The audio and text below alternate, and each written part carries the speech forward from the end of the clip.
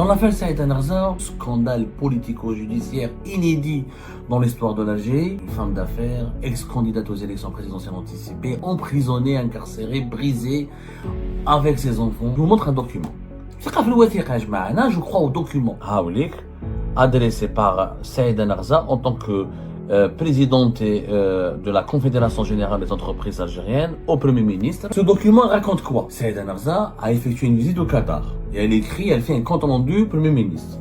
Au cours de mon séjour, j'ai rencontré Cheikh Faisal Ben Qassem Al-Thani, président du conseil d'administration de la Ligue d'hommes d'affaires Qatar. Cheikh Faisal m'a fait part de sa volonté de concrétiser des projets en Algérie, malgré le manque d'empressement constaté chez les responsables algériens rencontrés à cet effet. Il cite entre autres le projet d'une grande université américaine, Algérie Tipaza. Il offre également ses services pour la réalisation d'une ligne de chemin de fer sur le propre fonds de la Ligue des hommes d'affaires qataris. Le patron des patrons qataris, c'est pas à qui parler. Et les dirigeants algériens ne sont pas réceptifs à des investissements importants. Université américaine, comme Université américaine Tipaza. Le Qatar, c'est un investisseur important. Il est présent en Turquie, il est présent dans pas mal de pays en Afrique, il est présent au Maroc.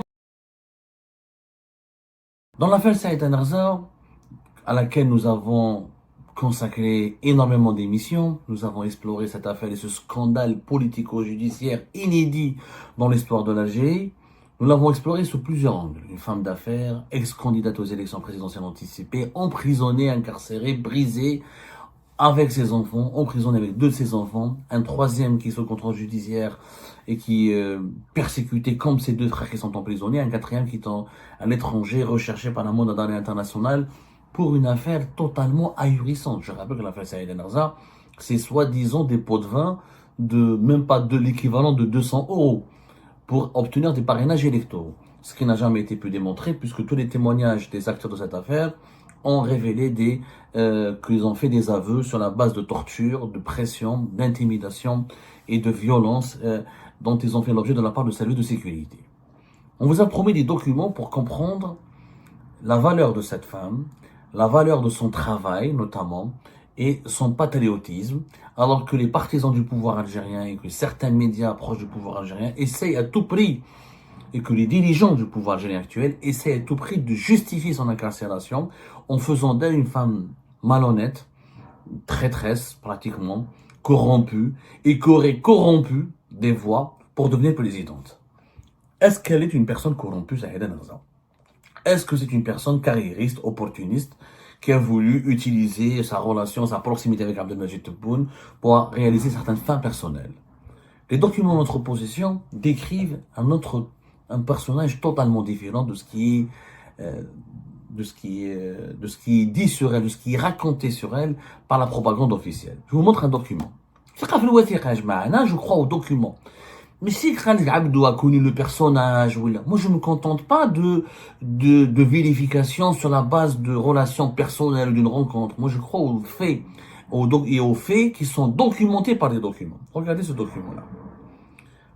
C'est une correspondance adressée au Premier ministre par Saïd Narza le 12 février 2023. Le document. C'est un document pas très visible. Adressé par Saïd Narza en tant que présidente de la Confédération Générale des Entreprises Algériennes au Premier ministre. C'était le 12 février 2023, signé par Saïd Narza. Comment dirais-je, l'accusé de réception. L'accusé de réception. Comme quoi il a été reçu et par voilà l'accusé de réception, comme quoi il a été bien reçu par les services du Premier ministre. Donc ce document raconte quoi? Le 12 février 2023, Saïd Narza a effectué une visite au Qatar et elle fait un compte rendu Premier ministre. J'ai l'honneur de vous rendre compte de la visite effectuée au Qatar du 7 au 10 février 2023, dans le cadre des préparatifs liés à la foire permanente algérienne Algérie Expo 2023 à Doha. Algérie Expo est une initiative qui a été organisée en 2023 à Doha pour essayer de promouvoir les produits algériens et la production algérienne et renforcer les échanges économiques entre le Qatar et l'Algérie. Au cours de mon séjour, j'ai rencontré Cheikh Faisal Ben Qassem Al-Thani, Cheikh Faisal Ben Qassem Al-Thani, membre de la famille régnante qatari, président du conseil d'administration de la Ligue d'hommes d'affaires qatari. C'est lui le président du conseil d'administration de la Ligue d'hommes d'affaires qatari, qui est connu en Algérie puisque il a été déjà reçu par Abdelmajid Tebboune. Il a été reçu par Abdelmajid Tebboune personnellement le 16 juin 2022. Il a reçu Cheikh Faisal Ben Qassem Al-Thani en sa qualité de président du conseil d'administration de la Ligue des hommes d'affaires qatari. C'est l'organisation patronale du Qatar. C'est l'équivalent de la CGEA ou du CREA. En Algérie, on a plusieurs organisations patronales. Dans les pays sérieux et structurés, il n'y a souvent qu'une grande organisation patronale, maximum 2 ou 3. Au Qatar, comme c'est un petit pays, mais c'est un pays important, il y a quand même une seule organisation, c'est la Ligue des hommes d'affaires qatari. Le président de son conseil d'administration, c'est ce monsieur qui est homme d'affaires et qui est un parent au prince qatari et le membre de la famille Al-Thani, Cheikh Faisal Ben Qassem Al-Thani. Tebboune l'a rencontré le 16 juin 2022 à Alger, en présence de Boualem et en présence surtout, à l'époque c'était le directeur de cabinet d'Abdelmajid Tebboune, c'était pas Boualem, c'était Abdelaziz Khalef, qui était aussi conseiller chargé des affaires économiques et financières. Que dit Saïd Narza dans ce document-là? Encore une fois, je نحكيكم في وثيقة، يعني مانيش نزيد عليكم والو. هذه راهي وثيقة. C'est un document qui va rester pour l'histoire. Signé par Saïd Narza. Alors, en présence d'un représentant, la rencontre entre Saïd Narza et Cheikh Faisal Ben Qassem Al-Thani s'est déroulée à Doha en présence d'un représentant de notre ambassade à Doha. Donc il y avait un représentant de l'ambassade d'Algérie à Doha. Donc l'État était aussi témoin. L'ambassade d'Algérie, c'est l'entité, c'est la représentation officielle de l'État algérien. Donc il y avait un représentant officiel de l'État algérien qui a assisté à cette rencontre. Ce n'est pas une rencontre personnelle ou fortuite ou informelle qui a réuni une organisation patronale algérienne avec le patron d'une organisation patronale qatari. Au cours de cette rencontre, Cheikh Faisal m'a fait part de sa volonté de concrétiser des projets en Algérie, malgré le manque d'empressement constaté chez les responsables algériens rencontrés à cet effet. Cheikh Faisal Ben Qassem Al-Thani m'a fait part de sa volonté de concrétiser des projets en Algérie, malgré le manque d'empressement constaté chez les représentants algériens rencontrés à cet effet. Les représentants l'empressement constaté chez les responsables algériens rencontrés à cet effet. On est en 2023. Cheikh Faisal Ben Qassem Al-Thani avait rencontré Tebboune en novembre 2022 et en juin 2022, excusez-moi. Et en 2022, certainement, il a rencontré plusieurs responsables algériens. Et avant de rencontrer Saïd Narza, il avait rencontré plusieurs responsables algériens. Et c'est lui, le patron des patrons qataris, c'est lui qui dit, quand même, le Qatar, c'est un émirat très riche et c'est un investisseur parmi les plus importants. C'est pas la Chine et les États-Unis d'Amérique, ni l'Allemagne ou la France, mais ça reste une puissance financière importante. Et un important investisseur étranger à travers le monde. C'est lui qui raconte, le patron des patrons qataris rencontre ou révèle à Saïd Narza qu'il n'y a pas eu d'empressement, que les dirigeants algériens ne sont pas un empressement, c'est-à-dire qu'ils ne sont pas pressés pour concrétiser des projets d'investissement qataris en Algérie. C'est quand même grave. C'est une révélation extrêmement grave. C'est que il y a des Qataris qui veulent investir en Algérie et qui cherchent à investir en Algérie et malheureusement les dirigeants algériens ne font pas leur travail. Ce qui est quand même grave. C'est-à-dire c'est les Qataris qui leur proposent des projets, mais il y a un manque d'empressement. Les dirigeants algériens ne sont pas motivés, ne sont pas enthousiastes, n'encouragent pas ou ne sont pas réactives ou ne sont pas coopératives avec les investisseurs qataris. C'est très, très grave. Le document ne s'arrête pas là. Il cite entre autres, donc Saïd Narza raconte ce que lui dit Cheikh Faisal Ben Qassem Al-Thani.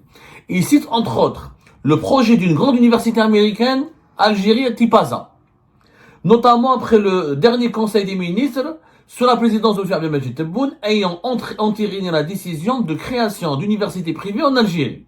Il offre également ses services pour la réalisation d'une ligne de chemin de fer du Grand Sud pour le projet, sur le propre fonds de la Ligue des hommes d'affaires qataris. Si les projets évoqués requièrent l'assentiment de votre haute autorité, Cheikh Faisal souhaite avoir l'occasion de rencontrer les responsables compétents désignés pour une présentation plus affinée et entamer au plus vite leur réalisation. C'est-à-dire le patron des patrons qataris, Monsieur Cheikh Faisal Ben Qassam Thani, il a dit aux responsables algériens qu'il est prêt à financer que les investisseurs qataris veulent faire une grande université américaine en Algérie, à Tipaza plus exactement.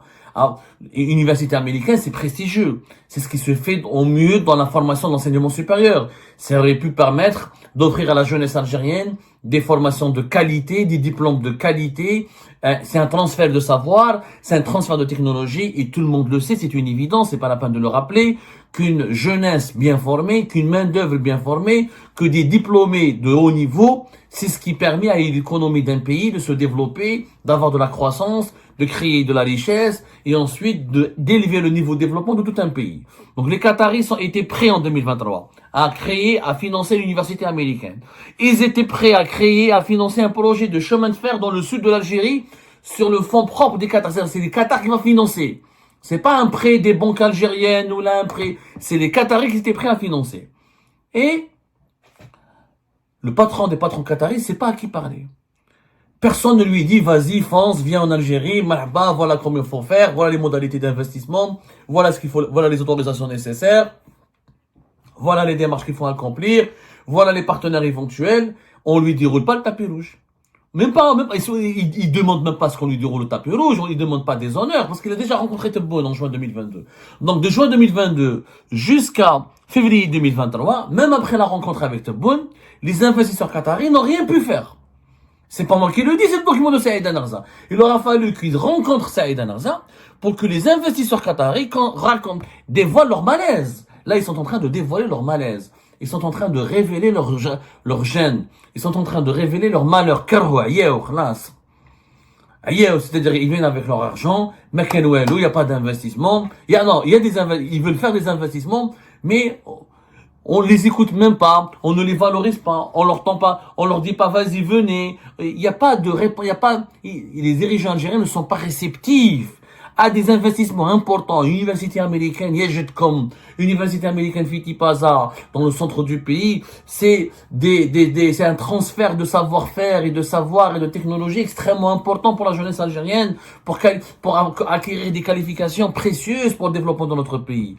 Un financement pour développer le train dans le grand sud du pays, ça correspond totalement aux besoins de développement de l'Algérie.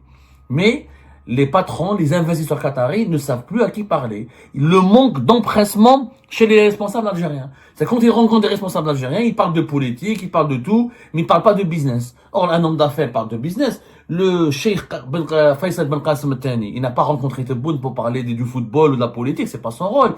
Lui n'est pas ministre des Affaires étrangères. Lui n'est pas un politique qatari, lui c'est pas l'émir. Lui c'est le patron des hommes d'affaires. Il veut faire du business. Et les dirigeants algériens ne veulent pas faire du business. Parce qu'on leur a pas proposé de la corruption, ou ils sont pas formés, ils sont pas formés, ils sont pas outillés, ils n'ont pas les compétences nécessaires pour comprendre les véritables enjeux de l'investissement étranger et du business. Saïd Anarza l'a compris. Il en a averti le Premier ministre. Il en a demandé, si les projets évoqués requièrent l'assentiment de votre haute autorité, Cheikh Faisal souhaite avoir l'occasion de rencontrer les responsables compétents délégués pour mettre en place ces projets. Si Saïd Anarza était une corrompue, si elle était une traîtresse, si elle était une personne qui pense qu'à sa gueule, une opportuniste qui veut juste avoir le pouvoir, elle aurait pu traiter avec les Qataris, elle aurait pu leur dire, donnez-moi l'argent, payez-moi, investissez uniquement avec moi, prenez-moi comme partenaire, c'est moi qui va régler votre problème, c'est moi qui va on va réaliser les projets ensemble, donnez-moi les financements, et c'est moi qui va les exécuter, qui va les concrétiser en Algérie. Pas du tout. Elle a fait un compte rendu fidèle. Elle a fait un compte rendu fidèle au Premier ministre. Et pour la défense de l'intérêt général et pour l'intérêt général du pays, elle demande au Premier ministre d'intervenir et de débloquer la situation pour les investisseurs qataris, de les rencontrer, de les recevoir, de les mettre en contact avec les responsables compétents pour donner les autorisations, le feu vert et concrétiser, lancer officiellement ces investissements. Donc ce n'est pas une égoïste. Ce n'est pas une individualiste, ce n'est pas une opportuniste. Elle ne pense pas qu'elle a pensé, elle a privilégié l'intérêt général au détriment de l'intérêt personnel. Et elle est partie régler un problème qui est un gros problème. Les investisseurs étrangers qui n'arrivent pas à investir en Algérie. Le Qatar, c'est pas n'importe quoi, ya jma'at al-khair. Vous pouvez vous informer. Vous pouvez تقراو عليه. Le Qatar, c'est un investisseur important. Il est présent en Turquie, il est présent dans pas mal de pays en Afrique, il est présent au Maroc, il est présent en Europe, il est présent dans pas mal de pays. Ici en France, on le voit avec le PSG et d'autres. C'est quand même une puissance financière. Le Qatar, voilà, il est classé, il a le 8e ou le 9e plus grand fonds souverain au monde. C'est un fonds souverain de 5026 à 5057 milliards de dollars. C'est quand même pas n'importe quoi. Il détient des grandes multinationales, il est présent dans les grandes sociétés, il est avec Volkswagen, avec Audi, il a investi énormément d'argent aux États-Unis d'Amérique. Il est présent dans les plus grands pays du monde, donc c'est un investisseur important. Les hommes d'affaires qataris, soutenus par l'État qatari, ont accès à des financements importants qui pourraient être investis en Algérie, injecter des capitaux dans l'économie algérienne et créer des milliers d'emplois et créer des richesses importantes. Ça peut permettre à la jeunesse algérienne de trouver de l'emploi, de se former, et ça permet à l'économie algérienne de respirer. Mais là, nous avons un document de Saïd Narza qui décrit parfaitement le blocage dont souffre l'Algérie. Et c'est pour ça que Saïd Narza dérange. Elle dérange. Parce qu'elle fait des comptes rendus, elle dénonce. Parce qu'elle documente tout ce qu'elle fait. Dès qu'elle rencontre un responsable étranger, un investisseur étranger, elle écrit au président, elle écrit au premier ministre. Ça, c'est anormal. Ça, c'est pas bien. C'est pas bien pour l'Algérie. Il y a un blocage, il y a un problème, il y a des obstacles. Donc, elle les a dérangés. Parce qu'elle avait un contact avec les autorités de plusieurs pays étrangers importants et partenaires de l'Algérie, comme le Qatar et ailleurs. Et que, à chaque fois, elle ramenait des projets pour l'Algérie. Et que ces projets, quand ils sont bloqués au ralenti, elle protestait, elle fermait pas sa gueule. Elle défendait l'intérêt général. Les dirigeants algériens, ça ne les arrange pas d'avoir une personnalité comme ça, un personnage comme ça, qui pense à l'intérêt général, qui a un carnet d'adresse, qui pense à la création de richesses, à la création d'emplois, qui veut booster le développement du pays, qui veut être un acteur d'une dynamique positive. Non, les dirigeants algériens, ils aiment les complots, ils aiment la corruption, ils aiment les coups bas, les règlements de compte, les détournements de l'argent public. Donc une telle personnalité qui documente tout, qui dénonce tout, qui relate tout, qui informe les autorités du pays de tout et de tous les blocages, de tous les problèmes, de toutes les anomalies, ça ne les arrange pas. Ça ne correspond pas à leurs besoins, ça ne les arrange pas. Et c'est bon, une personne, elle devient gênante. Saïd Narza, elle est devenue gênante. Elle a perturbé, elle dérangeait, elle inquiétait même les dirigeants algériens parce qu'elle les empêchait. D'abord, elle révélait les dysfonctionnements, elle révélait les anomalies, les bêtises et les mauvaises décisions, ce qui contredisait la propagande officielle qui veut dire qu'en Algérie tout va bien et tout va dans le meilleur du monde possible, dans le meilleur des mondes possibles. Et en plus, elle alertait. Elle était une vraie lanceuse d'alerte. Elle n'acceptait pas que l'intérêt général soit violé, bafoué par de la mauvaise gestion, de la corruption ou des prises ou des pratiques illicites qui violent l'intérêt général du pays ou qui portent atteinte à l'intégrité morale de l'État. Elle est devenue gênante. Le document le dit. Et ce n'est pas une personne corrompue. Quelqu'un elle aurait pu proposer au Qatari, comme, voilà, bosser avec moi, ou là, donnez-moi un pot de vin, ou là, donnez-moi de l'argent. Moi, je vais intervenir auprès de Tebboune pour régler vos problèmes, ce que font tous les autres membres de l'entourage de Tebboune et tous les autres dirigeants influents du pays. Ils pensent pas à l'intérêt général, ils font pas de compte rendu, ils organisent pas des rencontres en présence d'un représentant de l'ambassade, ils essayent de tout faire en informel, de recourir à des interventions personnelles, de demander des privilèges, de faire du trafic d'influence pour régler des problèmes en contrepartie de pots de vin. En contrepartie de pots de vin. C'est pas le cas de cette femme. Et c'est pour ça que nous la défendons à Algérie Part. Parce que nous pensons réellement que c'est une patriote sincère et c'est une patriote qui a été au service de l'intérêt général de notre pays.